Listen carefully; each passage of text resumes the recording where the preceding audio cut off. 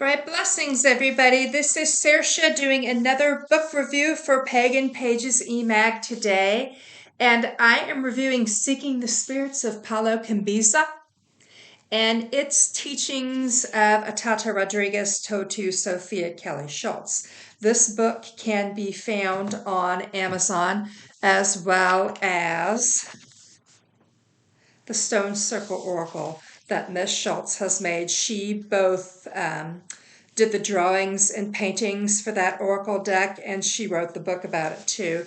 She is an award-winning quilter and costumer and needleworker, and so she's one of our three-dimensional artists and craftspersons, as well as a very gifted writer. The thing that I like about the way that she writes is it draws you right in. Some books that you read get so technical you get tired from reading them and it feels like a chore. This is only 112 pages and you will get through it so quickly. She's got it broken up into chapters with different topics, all of which circulate around what Palo Kimbisa is or the teachings of Tata Rodriguez. And Kimbisa is considered what they call one of the African diasporic religions, or the religions that were developed in the United States from people that were brought to Africa. And it is a combination of course, the traditional African religion and Catholicism. Kimbisa is its own tradition, even though it's compared to Santeria and Hoodoo. There are going to be some similarities because all of those came from Africa originally, but each group of people in the part of the world where they were created, there's a little bit differently. So there'll be some similarities, but obviously a lot of differences. And Kimbisa, it has its own quote-unquote denominations. Palo does, and Kimbisa is one of them. This particular book was published in 2020, and the publisher was Red Feather, Mind, Body, and Spirit. And I'm going to go ahead and recommend this book, especially to people that that want to learn. You know, right now in this country, us white people are learning a lot more about what it's like to be black here. And of all times right now, we need to listen and pay attention to what the people who have kept their traditions from their homeland alive have done. And one thing that I'm going to say, it is warned about in this book of doing what a lot of eclectic pagans do, just playing around with the pantheons and giving an offering to this and an offering to that, but not really having a devotion or a relationship with these spirits. It is disrespectful. And the spirits don't really get anything out of it. They're not going to do anything for you. They don't care about you. They don't know you. And they might get pissed off, as Tata Rodriguez has warned about. You don't want to piss these spirits off. It's the same way if you know a human being who you have respect for. You're not going to just show up at their house if you're somebody who they don't know. So, you know, keep those things in mind when you're reading about this. There are tatas around the nation who you can meet and work with if you feel that you are called to one of the Palo traditions, as well as Palo Kimbisa. But this is not something to be combined with other pantheons and traditions by people who don't have any connection with them.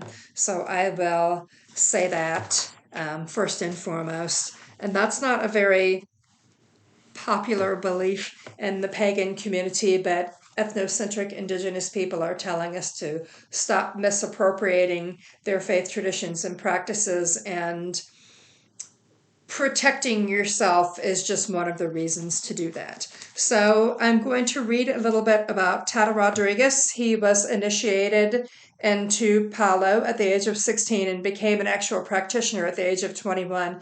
So they don't do a year and a day from first degree to third degree high priest or priestess like what a lot of new Wiccan traditions like to do.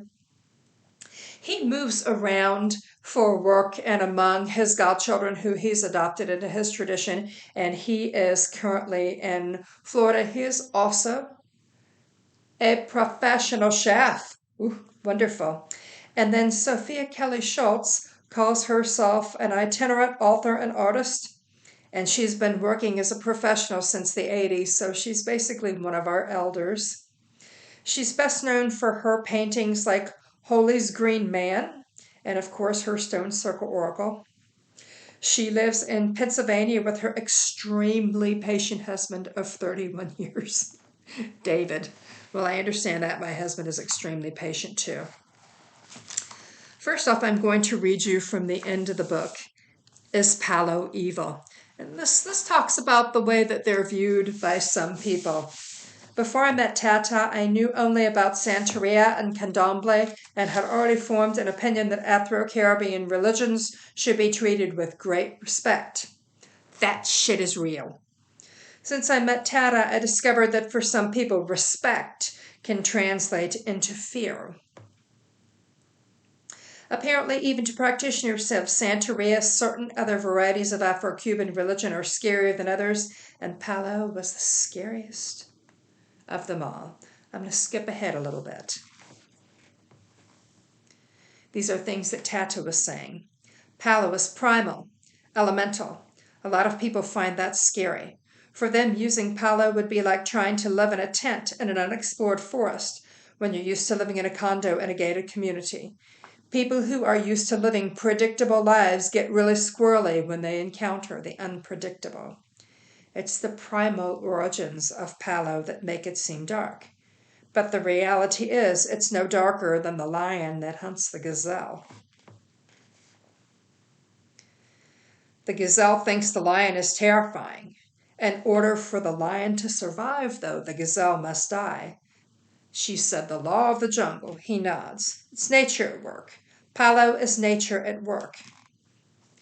In Palo, they will have these pots or cauldrons filled with magical things that they feed female animal sacrificial blood to. So some things may be animal bones or even human bones in there. And indeed, some people who practice Palo have gotten into trouble for taking things out of graves. And I've spoken to someone who knows someone who practices voodoo that went to jail for that. They have a very strong grasp of sympathetic magic and how body parts beyond just your favorite animal fur have power in that. Palo is a full-time religion, they say. Some of the spirits and practices represent year-round 24-hour commitment. And reading about this doesn't make you an expert, they want to point out. They speak about different spirits in this book. For example,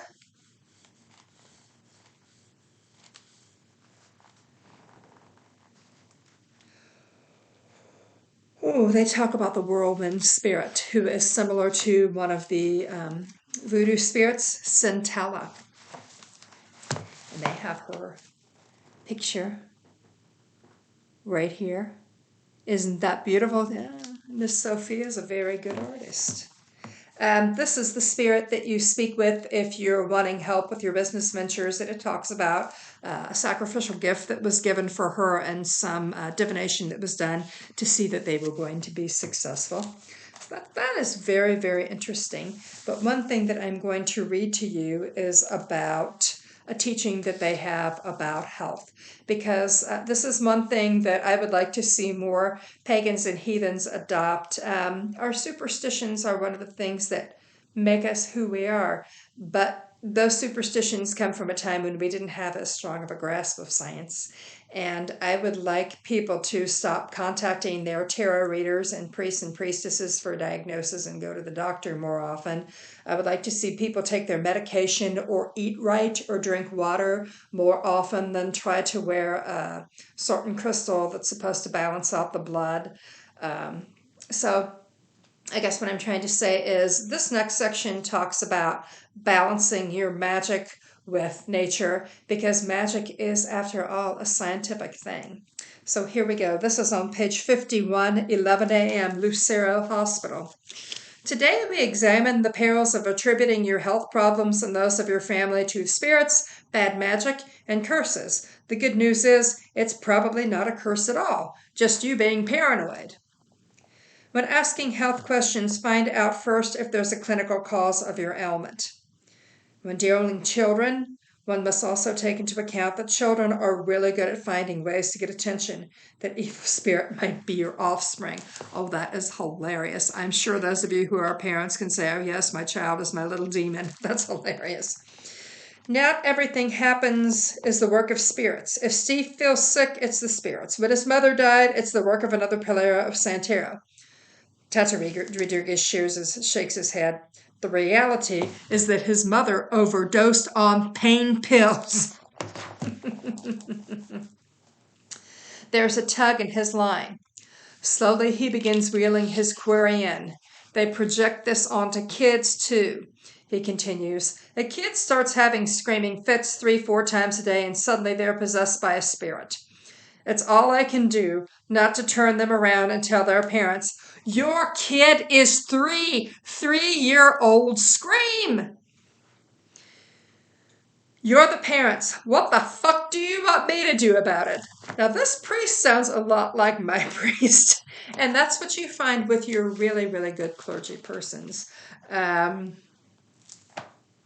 And then she ends this question with, well, Tata, I say, looks like we're sending out for dinner tonight. She explores the relationship that they had together and how they became as family. And that is one thing that the traditional ethnocentric religions give us that the mainstream religions don't so much give. But I found the same thing in paganism for myself, because when we get together, we don't just have somebody read from a book and sing a song and give money to the congregation and then leave and go out to lunch to harass wait staff and not leave them a tip. We share magic together, open circle or closed circle. We share magic, and we sometimes take parts of ourselves.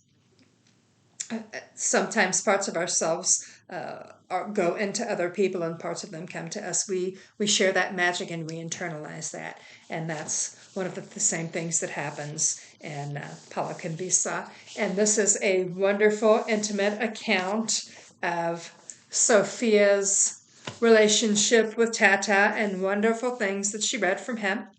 And I highly recommend this book. And this has been Saoirse with Pagan Pages. Blessed be.